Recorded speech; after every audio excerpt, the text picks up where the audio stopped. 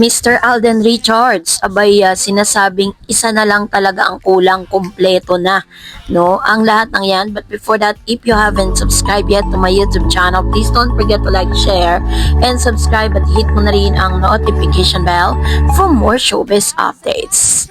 Of course, bago tayo magpatuloy sa ating updates for today's video, nais ko pong pasalamatan kayo for always watching and trusting this channel. Thank you so much sa inyong laging panonood at palagi ang pagsubaybay sa mga updates natin. Maraming salamat po.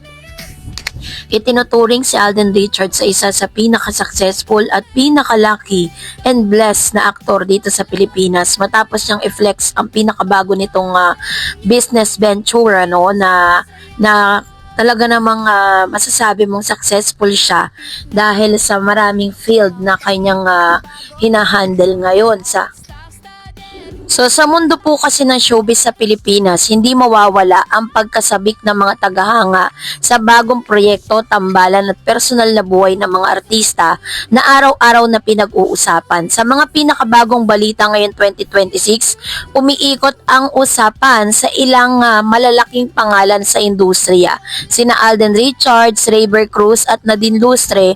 Sa mga artikulong ito makikita natin ang pananaw ng mga artista tungkol sa kanilang trabaho at pagmamahalan at hinaharap na project mula sa pagkakapiling sa set hanggang sa pagkahanap buhay ng tunay na pag-ibig. So si Rayber Cruz po kasi meron po siyang isa sa mga very excited po siya to announce to everybody na siya po at si Mr. Alden Richards o isa sa mga rumaragasang kwento ngayong panahon ay ang bagong proyekto kung saan makakasama sina Rayber Cruz at Alden Richards. Matagal ng pangarap ni Rayber ang makatrabaho ang veteran sa aktor at mahusay na artista na si Alden at noong una silang nagkasama sa isang proyekto kamakailan, inilarawan ni Rayber ito bilang palong-palo o isang dream come true moment ng kanyang career. Ayon sa ulat ng Bandera or Inquirer.net, labis ang kasiyahan ni Rayber sa pagkakataon na makatrabaho ang isa sa pinakakilalang multimedia stars ng industriya. Ang pagtatrabaho or pagkakatrabaho nila ay hindi lamang simpleng pagkikita sa isang set, kundi simbolo rin ng respeto at paghanga ng isang artista sa isa pang haligi ng showbiz. Kahit pa maaring hindi pa napag-anunsyong eksaktong project title o detalye ng kanilang nobela or serye o pelikula, ramdam ng maraming netizen na may spark ang bagong tandem na ito. So, ang tagumpay ni Rayber ay hindi bago sa industriya batay sa mga profile ng aktor mula sa ilang mga source. Si Rayber Cruz ay respetadong artista, dancer at host at may sariling marka sa showbiz at bahagi ng kanyang pamilyang Cruz na matagal ng kabahagi ng Philippine entertainment scene. Ang pagtatrabaho niya kasama si Alden ay hindi lang personal na tagumpay kundi pagkakataon rin upang makapasok sa mas malawak na audience at mas malalaking proyekto. So, komento naman po ng ilan sa mga social na media at reaction ng mga fans habang hindi pa ganap na lumalabas ang detalye ng proyekto. Ilang post sa mga social media page ang nagpahayag. Isa pang malaking usapin ang personal na pananaw ni Alden Richards tungkol sa pag-ibig. Sa iba't ibang interview at balita, ibinahagi ng aktor na sa ngayon ay waiting lang naman siya sa pagdating sa love life. Tanaw ang paniniwala na darating sa tamang panahon ng pag-ibig at hindi kailangan pilitin. Ayon po sa isang report na nag-quote ng kanyang reaksyon sa mga predictions from 2026, sinabi ni Alden, "Ako, if there's one thing I've learned, love will come to you." Patunay na kanyang optimism sa pag-ibig kahit hindi pa ito aktibong hinahanap. Sabi niya, mas inuuna niya ang pagtutok sa kanyang career at mga proyekto sa buhay at naniniwala siya na kung darating ang pag-ibig, yon ay darating sa tamang panahon. Ayon pa sa isang interview, ang kanyang pagiging mabuti sa mga tao at sa mga relasyon na kanyang binuo sa mga kasama niya sa industriya ay ilan sa mga bagay na nagbunga ng magandang kapalaran at maaaring maging daan sa pag-ibig sa hinaharap. Sa iba pang mga pananaw mula sa nakaraang mga panayam, ipinakita ni Alden ang kanyang mas mature na pagtingin sa personal na buhay.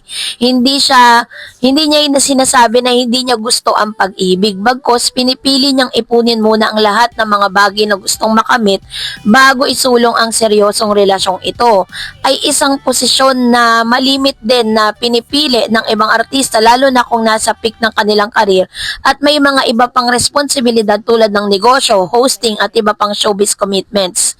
So hindi naiiwasan na may mga tagahanga na nag-iisip kung kailan darating ang forever. Para sa isang artistang tulad niya, may ilang memes, reactions, speculative posts online tungkol sa kung sino ang dapat nakapareha ni Alden o kung sino ang nakikita ng netizen na bagay sa kanya.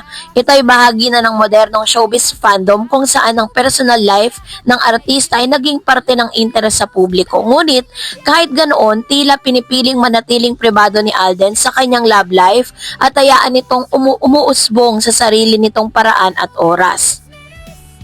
Isa rin sa pinakaabangan ng balitang sa showbiz ngayong taon ay ang bagong digital series na Love Siargao kung saan magkakasama at bibida sina Alden Richards at Nadine Lustre. Ito ang unang ganap na pagkatrabaho ng dalawa para sa isang serye na ipapalabas sa View Philippines at sinasabing isang malalim na love story na puno ng emosyon, pag-iibigan at paglalakbay ng mga karakter sa isla ng Siargao. So, sa Love Siargao, ito po yung ginagampanan ni Nadine Lustre ang karakter ni Cara or Caitlyn De Leon, isang babae na nagpasyang magbakasyon sa Siargao matapos makipaghiwalay sa kanyang toxic boyfriend. Dahil sa tinatawag na curse ng Siargao, napipilitang manatili siya roon ng 6 na taon at magkaroon ng bagong buhay bilang tour guide at may-ari ng sarong shop. Samantalang si Alden Richards ay gagampanan ng papel ni Jao Calderon, isang project development head sa Maynila na nawala ng long-time girlfriend at naghahanap ng sagot sa kanyang nararamdaman. Dito rin sa Siargao mula sa pagiging real estate professional sa lungsod, ibinabad niya ang sarili sa buhay sa isla, isang mundo na kakaiba sa kanyang naging buhay. So doon iikot, parang silang dalawa po is searching for love at doon nila natagpuan ang isa't isa sa Siargao.